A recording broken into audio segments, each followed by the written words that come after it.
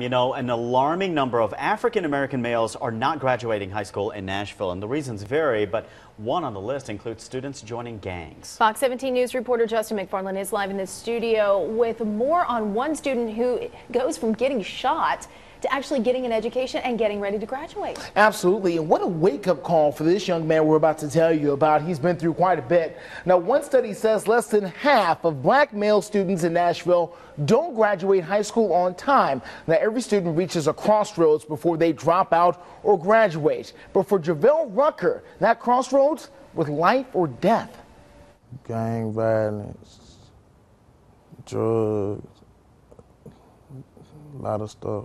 19-year-old Jevell Rucker is talking about his life at Stratford High School. Just like every other student, he had aspirations of graduating. I played sports, everything. It worked out for me. But what slowed me down when I had to sit out of here due to I broke my arm.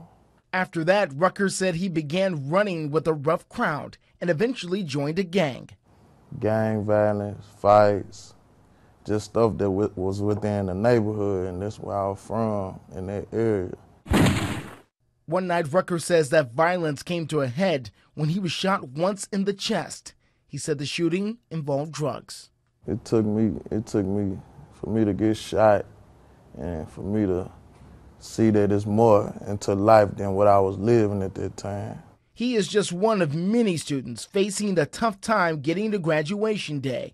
A 2010 report by the Schott Institute for Public Education says less than half of African-American males in Nashville graduate on time. And it'll blow your mind, some of the things that these kids face on a day-to-day basis. Carl Carter is a program director at the Academy at Old Cockrill.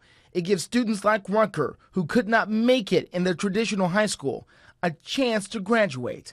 Many of these students are poor, working full-time, single parents, or just lack focus. A lot more of our African-American students face these challenges, and that poses a challenge for us as educators. Rucker still has challenges as well, but has no doubt where he would be without a second chance. He's a dead in jail, but I almost died, and I was like, it wasn't the life I wanted to live. It took me from that and me getting locked up to me wake up and see what I wanted. The Rucker says he plans to go on to Chattanooga State to study business once he graduates in December. Now, tomorrow we'll take you inside where Rucker and many others go to school at the Academy at Old Cockrill. They're in West Nashville, and we'll introduce you to their very unique style of education that's getting a lot of kids a second chance at that high school diploma. Very cool. Good to see. Great story. Right. Thank you, Justin.